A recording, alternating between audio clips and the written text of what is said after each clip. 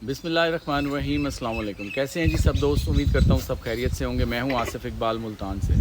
अच्छा जी, मुझे ना एक बात याद आ गई। एक स्टोरी मैंने पहले पढ़ी थी और सुनी भी थी। तो देखें, हम लोग जो है ना, काम करने से पहले हमारे पास ना बहुत सारे एक्सक्यूज़ेज़ होते हैं, लेम एक्सक्यूज़ेज़। ये नहीं है, वो नहीं है, हमारे पास ये चीज़ अवेलेबल नहीं है। कोई भी काम, यानी जैसे हम, मेरा गोट फार्मिंग से रिलेटेड काम है तो मैं अपना बताऊंगा। पहले जैसे मैं कहता रहता था हमारे पास ज़मीन नहीं है, ये है मसला, ये मसला है। इस तरह बहुत सारे लोग मुझे भी फ़ोन करके कहते हैं जी हमारे पास ये फैसिलिटीज़ नहीं है। तो यानी एक्सक्यूज़ेज़ बहुत हैं हमारे पास ना। तो एक मैं स्टोरी पढ़ रहा था, ये ना 1938 की स्टोरी है। हंगेरियन आर्मी में एक बंदा होता था। आपने ये बात जो है ना बड़ी गौर से सुननी है, तो यानी आपको बहुत ज़्यादा फ़ायदा होगा इंशाल्लाह। आप ये देखें कि एक बंदा हंगेरियन आर्मी के अंदर था, कैरली उसका नाम था। आप ये सर्च भी कर सकते हैं, नेट के ऊपर सर्च कर सकते हैं। तो वो ना बड़ा ज़बरदस्त पिस्टल शूटर था। तो उसको शौक़ था अपने हाथ को ना, जो उसका राइट हैंड था, बेस्ट हैंड जो उसका था, उसको दुनिया का ना यानी बेस्ट हैंड बनाने का उसको एक शौक़ था, जुनून की हद तक शौक़ था। तो वो उसने जी बनाया भी सही। वो जो जितने भी उसकी कंट्री में जो नेशनल चैम्पियनशिप होती थी ना, वो सारी वो जीत गया। तो 1938 में ना हंगेरियन आर्मी में था, एक एक्सीडेंट हो गया उसके साथ। तो उसके हाथ में हैंड ग्रेनेड फट गया। वो हैंड ग्रेनेड फटा तो उसका हाथ ज़ाया हो गया। तो अब लोग कहने लगे जी ये तो इसका हाथ ज़ाया हो गया। लोगों की बातें में ना नहीं आना आपने कभी भी। इस तरह ही जिस तरह होता है, कोई मसला हो जाता है, लोग बातें करते रहते हैं।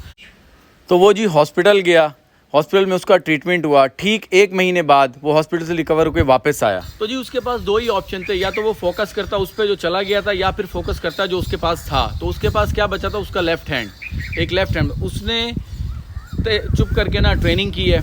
1 साल पूरा ट्रेनिंग करता रहा। किसी को नहीं पता था कैरली कहाँ गया। ठीक है, लोग कहते थे कि ये सुसाइड कर लेगा, ये कर लेगा, वो कर लेगा।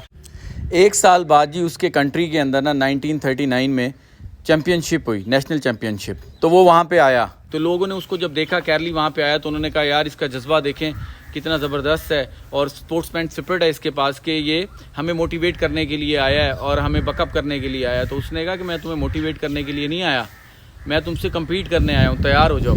और उसने वो मुकाबला कम्पीट किया अपने लेफ़्ट हैंड से, जो ओनली हैंड उसके पास था। और आपको पता है कि कौन जीता? उसका ओनली हैंड, यानी लेफ़्ट हैंड जो था उससे उसने कम्पीट किया और वो जीत गया। उसने फिर वहाँ पे बस नहीं किया, उसने अपना सारा फोकस किया 1940 में जो ओलंपिक्स हो रहा था उसके अंदर फोकस किया। तो वर्ल्ड वार की वजह से 1940 का जो ओलंपिक्स था वो कैंसिल हो गया। अब वो चला गया 1944 पे।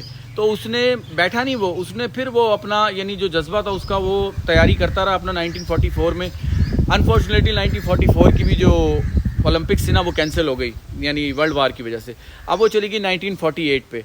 वो फिर तैयारी करता रहा, और जब 1948 में ओलंपिक्स हुई, तो जब 1938 में उसकी एज थी 28 ईयर्स और 1948 में उसकी एज हो गई 38 ईयर्स, यानी 38 साल का बंदा कम्पीट करने आया ओलंपिक्स में। दुनिया के बेस्ट शूटर आए हुए थे जो कि कम्पीट कर रहे थे अपने बेस्ट हैंड से, और कैरली कम्पीट कर रहा था अपने ओनली हैंड से जो उसके पास बचा था।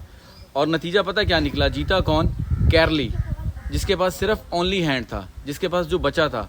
और फिर उसने बस नहीं की, उसने फोकस किया 1952 के कंपटीशन के ऊपर। तो 1952 का जो कंपटीशन हुआ जी, वो भी कैरली ने विन किया, और उसने ओलंपिक्स की हिस्ट्री को तब्दील करके रख दिया। उस टाइम तक ओलंपिक्स में कॉन्टीन्यूसली 2 दफ़ा किसी ने टाइटल नहीं जीता था। तो आप ये देखें कि इंसान का फोकस उसका, यानी हमारे 2 चीज़ें होती हैं, या तो आप एक्सक्यूज़ेस के ऊपर लगे रहें, या फिर आपके पास जो है आप उस पर सब्र शुक्र करें और आप लग जाएं काम में। देखिए, हम लोग मुसलमान हैं, हम लोग अगर दुआ करें अल्लाह से मदद मांगे और नेक नियति से काम करें, तो मैं आपको शर्तिया कह रहा हूं कि कोई काम दुनिया के अंदर ऐसा नहीं है कि जो आप नहीं कर सकते। हर काम हो सकता है, लेकिन बशर्त यह है कि आपका फोकस और यानी आपका इरादा, पुख्ता इरादा, और आपकी नीयत साफ़ होना, ये बहुत ज़रूरी है। तो ये एक स्टोरी थी, मैंने सोचा आप लोगों से शेयर करूँ। उम्मीद है आपको कुछ ना कुछ समझ आई होगी। मुझे इजाज़त दें, दुआओं में याद रखिएगा। अस्सलाम वालेकुम।